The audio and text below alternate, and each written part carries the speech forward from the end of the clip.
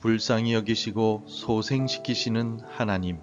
에스라 9장 9절에서 15절 말씀. 우리가 비록 노예가 되었사오나 우리 하나님이 우리를 그 종살이하는 중에 버려두지 아니하시고 바사 왕들 앞에서 우리가 불쌍히 여김을 입고 소생하여 우리 하나님의 성전을 세우게 하시며 그 무너진 것을 수리하게 하시며 유다와 예루살렘에서 우리에게 울타리를 주셨나이다. 우리 하나님이여, 이렇게 하신 후에도 우리가 주의 계명을 저버렸사오니 이제 무슨 말씀을 하오리이까?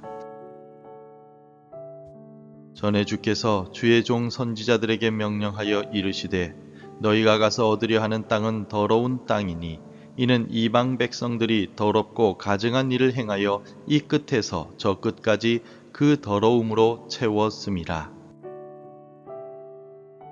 그런즉 너희 여자들을 그들의 아들들에게 주지 말고 그들의 딸들을 너희 아들들을 위하여 데려오지 말며 그들을 위하여 평화와 행복을 영원히 구하지 말라. 그리하면 너희가 왕성하여 그 땅의 아름다운 것을 먹으며 그 땅을 자손에게 물려주어 영원한 유산으로 물려주게 되리라 하셨나이다. 우리의 악한 행실과 큰 죄로 말미암아 이 모든 일을 당하였사오나 우리 하나님이 우리 죄악보다 형벌을 가볍게 하시고 이만큼 백성을 남겨 주셨사오니 우리가 어찌 다시 주의 계명을 거역하고 이 가증한 백성들과 통혼하오리이까? 그리하면 주께서 어찌 우리를 멸하시고 남아 피할 자가 없도록 진노하시지 아니하시리이까? 이스라엘의 하나님 여호와여, 주는 의로우시니 우리가 남아 피한 것이 오늘날과 같사옵거늘 도리어 주께 범죄하였사오니 이로 말미암아 주 앞에 한 사람도 감히 서지 못하겠나이다 하니라. 새해가 되면 많은 사람들이 헬스장에 등록합니다. 그러나 2월만 되어도 헬스장은 다시 한산해진다라고 합니다. 작심삼일입니다. 우리는 도대체 왜 이렇게 연약한 것일까요? 왜 그렇게 뜨겁게 결심했던 것들을 쉽게 잊어버리게 될까요? 그런데 이 같은 작심삼일이 단순히 의지의 문제를 넘어서서 우리의 영적인 생명과 관계된 문제라면 어떻겠습니까?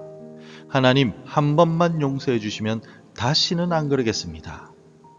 눈물로 기도했던 그 죄를 오늘 또다시 반복하고 있는 내 모습을 발견할 때 우리는 깊은 절망감에 빠지곤 합니다. 오늘 본문의 에스라가 그랬습니다. 에스라는 바벨론 포로 생활을 마치고 예루살렘에 돌아온 영적인 지도자입니다. 그는 성전은 재건되었지만 말씀이 무너진 백성들에게 율법을 가르치기 위해 왔습니다. 그런데 에스라가 마주한 현실은 충격적이었습니다.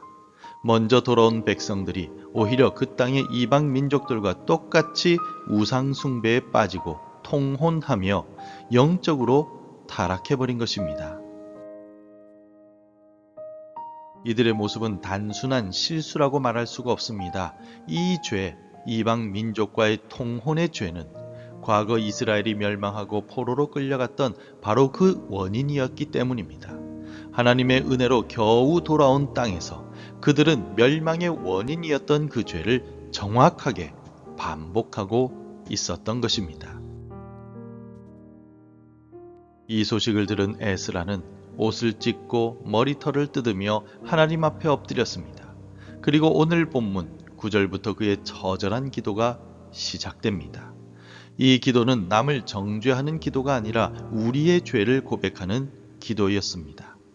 오늘 이 기도를 통해 은혜를 받고 또 넘어지는 우리의 모습과 그럼에도 우리를 붙드시는 하나님의 은혜를 발견하기를 원합니다.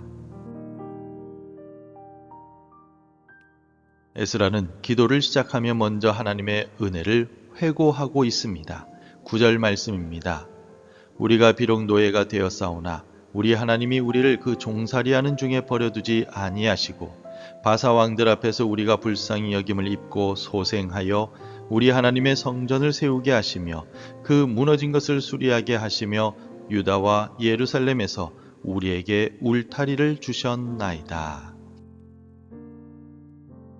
에스라는 9절 말씀을 통하여 세 가지 놀라운 은혜를 고백하고 있습니다. 첫째로 하나님이 우리를 버려두지 않으셨다라는 것입니다. 이스라엘 백성들은 죄 때문에 노예가 되었습니다. 버려짐이 마땅했습니다. 그러나 하나님은 긍휼, 헤세드를 베푸셨습니다. 두 번째로 하나님께서 우리를 소생하게 하셨다라고 고백합니다. 포로 생활은 사실 영적인 죽음과 같았습니다. 그런데 하나님은 그들을 다시 살아나게 하시고 예루살렘으로 돌아오게 하셨습니다. 세 번째로 하나님이 성전에 말뚝을 주셨다라고 고백합니다. 바람 부는 광야에서 텐트를 단단히 고정하듯 하나님께서는 그들을 다시 하나님의 임재 안에 단단히 고정시켜 주셨다는 뜻입니다. 성도 여러분, 이 사실은 오늘 저와 여러분이 이미 받은 은혜와 같습니다. 우리도 사실 죄의 노예였습니다. 그러나 하나님이 우리를 버려두지 않으시고 긍휼을 베푸시고 독생자 예수 그리스도를 이 땅에 보내주셨습니다. 십자가에서 죽으시고 부활하신 우리 주 예수 그리스도께서는 우리를 소생시키셨습니다. 그리고 성령 하나님을 보내사 우리를 하나님의 성전에 견고한 못과 같이 박아주셨습니다. 이것이 우리가 이미 받은 은혜입니다. 우리는 이 은혜를 기억해야만 합니다. 그런데 에스라의 기도는 감사에서 끝나지 않습니다. 10절을 함께 읽어보겠습니다. 우리 하나님이여, 이렇게 하신 후에도 우리가 주의 계명을 저버려 싸우니 이제 무슨 말씀을 하오리이까. 9절에서 하나님은 우리를 버리지 않으셨다라고 에스라는 고백했는데 10절에서 우리는 하나님의 계명을 버렸다라고 고백합니다. 놀라운 대조의 모습입니다. 더 심각한 것은 13절과 14절입니다. 우리의 악한 행실과 큰 죄로 말미암아 이 모든 일을 당하여 싸우나 우리 하나님이 우리 죄악보다 형벌을 가볍게 하시고 이만큼 백성을 남겨주셨사오니 우리가 어찌 다시 주의 계명을 거역하고 이 가증한 백성들과 통혼하오리이까. 그리하면 주께서 어찌 우리를 멸하시고 남아 피할 자가 없도록 진노하시지 아니하시리이까. 이것이 오늘 우리의 어쩔 수 없는 절망적인 모습입니다. 첫째로 그들은 하나님이 벌을 가볍게 주셨음을 알았습니다. 자신의 죄는 전멸당해도 마땅한데 하나님께서 자비를 베풀어 주셔서 유다 백성들이 남을 수 있었다라는 것을 알았습니다. 두 번째로 그럼에도 불구하고 그들은 다시 계명을 거역했다는 사실입니다. 유다 백성들은 하나님의 은혜를 모르는 것이 아니었습니다. 그들은 알면서도 죄를 지었습니다. 벌을 안 받은 것도 아닙니다. 벌을 받고도 심지어 그 벌이 내 죄보다 가벼웠음을 알고도 또다시 그 죄를 지었다는 것입니다. 이것이 바로 오늘 우리의 모습과 같습니다.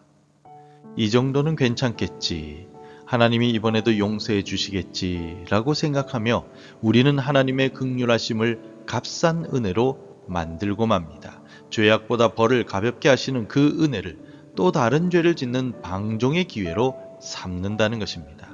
에스라는 이것이 하나님의 인내를 시험하는 무서운 죄임을 알고 있었습니다. 이제 에스라는 마지막 결론에 도달하였습니다. 그는 변명하지 않습니다. 해결책을 제시하지도 않습니다. 오직 두 가지만 선포합니다. 15절 말씀입니다. 이스라엘의 하나님 여호와여, 주는 의로우시니 우리가 남아 피한 것이 오늘날과 같사옵거늘 도리어 주께 범죄하였사오니 이로 말미암아 주 앞에 한 사람도 감히 서지 못하겠나이다 하니라. 성도 여러분, 이것이 바로 복음의 핵심입니다. 주는 의로우시니 우리는 감히 주 앞에 서지 못하겠나이다. 에스라는 깨달았습니다. 우리가 남아서 피할 수 있었던 것은 우리가 잘해서가 아니라 오직 하나님이 의로우시기 때문이었다는 것입니다. 그리고 지금 다시 죄를 지은 이 상태로는 의로우신 하나님 앞에 단 한 사람도 감히 설 수 없다라는 절망적인 현실을 고백하고 있습니다. 그렇습니다. 이것이 율법과 회개 앞에 인간의 마지막 자리입니다. 나는 설 수 없습니다. 우리의 모든 노력, 모든 결심, 모든 선행으로는 의로우신 하나님 앞에 감히 설 수가 없습니다. 그런데 성경은 바로 이 설 수 없는 우리를 위해서 하나님께서 하신 놀라운 일을 증언하고 있습니다. 에스라가 한 사람도 감히 서지 못하겠나이다 라고 절규했던 바로 그 자리에 하나님은 한 사람을 보내셨습니다. 바로 우리 주 예수 그리스도이십니다. 우리가 받아야 할 그 모든 진노를 예수님이 우리를 대신해서 받으셨습니다. 우리가 감당해야 될 그 의로우신 심판을 그리고 그 저주를 십자가에서 예수님이 감당하셨습니다. 그래서 로마서 5장 2절은 이렇게 선포합니다. 또한 그로 말미암아 우리가 믿음으로 서 있는 이 은혜에 들어감을 얻었으며 비록 우리는 설 수 없었지만 이제 예수 그리스도의 의를 덧입어 하나님 앞에 서게 되었습니다. 이것이 하나님의 선물이요 은혜이며 복음입니다. 말씀을 맺습니다. 우리는 구절의 은혜를 받은 자들입니다. 죄의 노예였던 우리를 하나님이 버리지 않으시고 긍휼로 소생시키셨습니다. 예수 그리스도라는 못 또는 말뚝에 우리를 단단히 박아주셨습니다. 그러나 우리는 10절과 14절의 말씀처럼 어쩔 수 없는 죄인들입니다. 그 은혜를 알고도 또다시 오늘 그 죄를 반복하는 절망적인 죄인들입니다. 그렇다면 오늘 당신은 어디에 서 계십니까? 혹시 반복되는 죄악 때문에 나는 감히 하나님 앞에 설 수 없다라며 절망하고 있습니까? 바로 그 절망의 자리가 하나님의 은혜의 시작점입니다. 우리의 의로는 결코 설 수 없습니다. 그러나 15절에 의로우신 하나님이 우리에게 길을 열어주셨습니다. 주는 의로우시니라고 고백했던 그 의가 바로 우리 주 예수 그리스도를 통해서 우리의 것이 되었습니다. 이제 우리의 공로가 아니라 우리를 위해 죽으시고 우리를 의롭다 하시는 예수 그리스도를 의지하여 담대히 은혜의 보좌 앞으로 나아갑시다. 성령 하나님, 우리가 얼마나 큰 은혜를 입은 죄인인지 그리고 그 죄를 덮는 은혜가 얼마나 더 큰지 깨닫게 하여 주옵소서. 감히 설 수 없는 우리를 담대히 서게 하신 예수 그리스도의 십자가만을 붙들고 다시 일어서는 오늘 하루가 되시기를 축원합니다. 기도하겠습니다. 의로우신 하나님, 우리에게 주신 긍휼과 소성의 은혜를 잊고 또다시 죄를 반복해온 우리를 불쌍히 여겨 주옵소서. 우리가 받아야 할 벌보다 가볍게 하시고 감히 하나님 앞에 설 수 없는 우리를 예수 그리스도의 피로 용서해 주시니 감사합니다. 이 은혜를 마음에 품고 오늘을 살아가게 하옵소서. 예수님의 이름으로 기도드립니다. 아멘. 계속해서 함께 기도해 주시기 바랍니다. 은혜를 잊고 반복하는 죄를 깨닫고 애통할 마음을 주옵소서. 설 수 없는 나를 서게 하신 십자가 사랑에 감사하게 하소서. 이 땅에서 구별된 남은 자로 살게 하소서. 하나님의 말씀으로 하루를 시작하는 은혜를 주옵소서. 오늘도 말씀대로 살아가며 열매 맺는 하루가 되시기를 축복합니다.